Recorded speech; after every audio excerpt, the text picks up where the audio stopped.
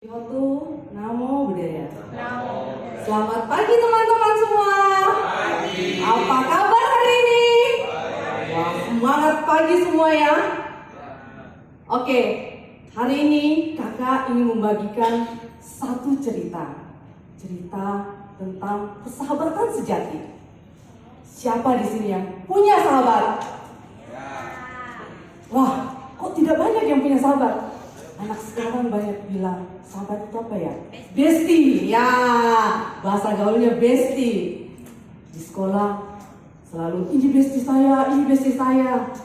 Oke, di zaman Sang Buddha dulu juga ada bestie, bersahabat.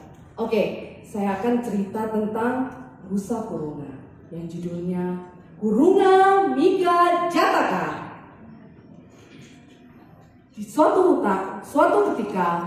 ketika Brahmadatta menjadi raja di Benares, Bodhisattva terlahir sebagai seekor rusa. Ia tinggal di semak belukar di tepi danau pada sebuah hutan. Di danau itu tinggal juga seekor kura-kura. Dan tak jauh dari danau itu tinggal pula seekor burung pelatuk. Ia tinggal pada sebuah pohon. Nah, mereka ini bestie. Mereka bersahabat dan hidup dengan penuh kasih sayang. Suatu ketika, si pemburu mengikuti jejak sang rusa. Ia memasang perangkap dengan jerat yang terbuat dari kulit yang sangat kuat. Ketika rusa hendak minum di tepi danau, tiba-tiba ia terperangkap oleh jeratan yang dibuat oleh si pemburu. Ia berteriak meraung dengan keras, "Tolong aku!"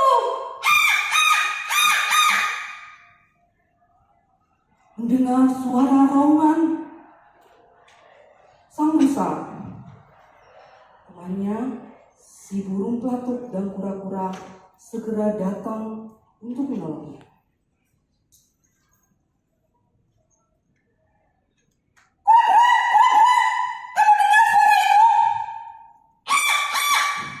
Sepertinya itu suara si rusa, teman kita. Iya, kura-kura, itu suara si rusa. Kelihatannya si rusa membutuhkan bantuan kita. Iya, teman. Ayo kita cari sumber suara itu. Ayo. Begitu melihat si rusa yang terjebak, lalu si burung pelatuk berkata kepada kura-kura, "Wahai teman, dengan gigimu putuskanlah tali jerat itu. Aku akan menghalau si pemburu agar tidak kemari. Jika kita dapat bekerja dengan baik, sahabat kita tidak akan kehilangan nyawanya." "Baik teman, aku akan berusaha sekuat tenaga. Kita harus menolongnya." Lalu kura-kura mulai memutuskan tali jerat yang menjerat tubuh sang rusa. Burung pelatuk terbang ke tempat si pemburu.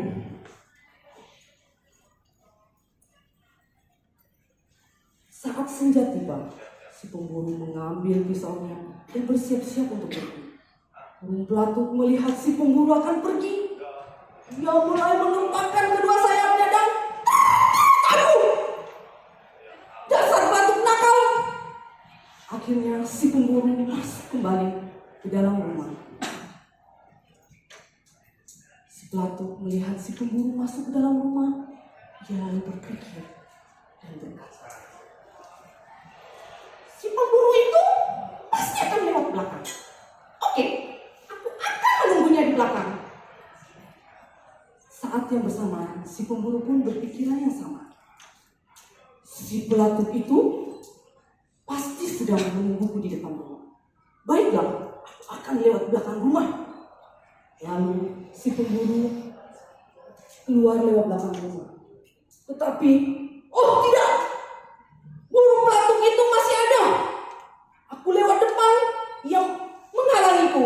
Aku lewat belakang rumah, dia masih tetap mengikutiku. Burung pelatuk itu melihat si pemburu yang keluar dari rumah dia kembali menyambar. Aduh, dasar pelatuk menyebalkan.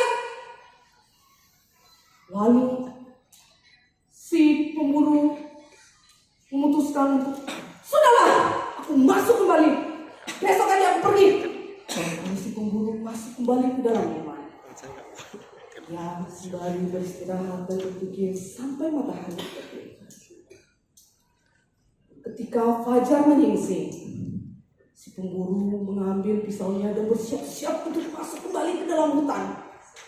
Burung pelatuk melihat si pemburu yang akan pergi, dia terbang menuju ke tempat temannya.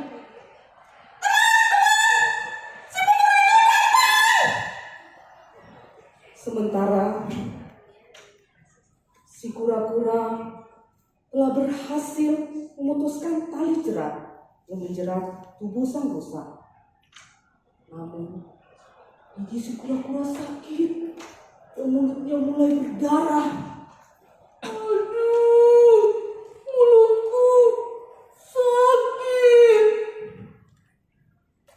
Rusa dengan penuh ketakutan, dia langsung lompat dan kabur. Kabur sahabat, kabur. Si burung pelatuk yang melihat ke atas dia, lari, lari kura-kura, lari, lari. Kura-kura karena merasa kelelahan, ia tidak berdaya. Ia hanya pasrah dan menerima nasib. Wah, lumayan nih, pagi-pagi aku sudah mendapatkan kura-kura. Si pemburu menangkap kura-kura dan memasukkannya ke dalam keranjang. Dia mengangkat dan menggantungkannya pada sebuah pohon.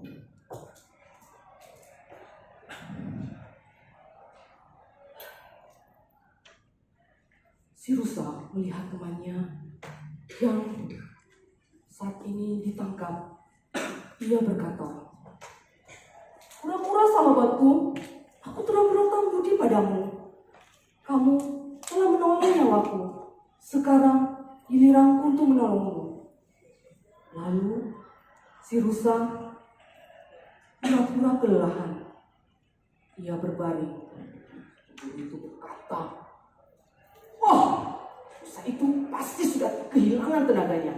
Baiklah, aku akan menangkapnya." Lalu si pemburu menghunuskan pisaunya dan siap untuk berlari mengejar rusa. Rusa kembali berdiri dan lari dengan kencang masuk ke dalam hutan belukar. Begitu dirasanya sudah cukup jauh, rusa berbalik arah dan kembali ke tempat teman-temannya. "Kura-kura, kura-kura, kamu baik-baik saja? Kamu tidak apa-apa, kura-kura? Bertahanlah, aku akan menolongmu." Tolong aku, rusa. Tolong lepaskan keranjang ini." Dengan tanduknya yang kuat, rusa lalu membuka keranjang dan menyelamatkan si kura-kura. Burung pelatuk melihat hal itu lalu berteriak,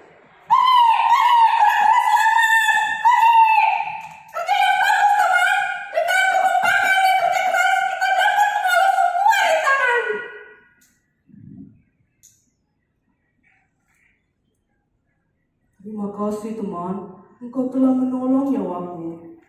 "Syukurlah, kamu tidak apa-apa teman. Ayo kita pergi sebelum si pemburu itu datang. Ayo." Akhirnya mereka pun pergi.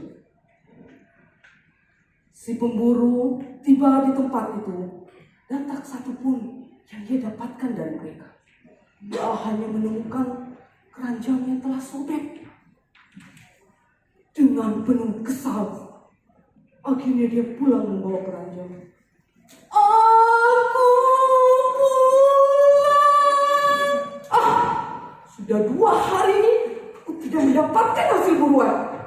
Kura-kura itu pergi, rusa itu pun sudah lari. Akhirnya mereka bertiga hidup dengan bahagia dan damai. Hidup dalam persahabatan yang tidak tergoyahkan saling tolong-menolong satu dan yang lainnya, saling membantu dalam keadaan suka maupun duka. Nah, teman-teman, apa yang kita bisa petik dari cerita ini? Ada yang tahu? Loh, dengar cerita nggak tahu nih. Nah, kita harus menjadi teman yang baik buat teman kita. Kita harus menjadi sahabat yang baik buat teman kita. Saat teman kita kesusahan, kita siap membantu teman kita. Begitu kita mengalami musibah, teman kita pun akan siap membantu kita. Bisa? Bisa. Oke, demikian cerita yang kakak bawakan. Semoga adik-adik dapat hidup berbahagia. Terima kasih, Sukihotu, Namo Buddhaya. Terima kasih kakak.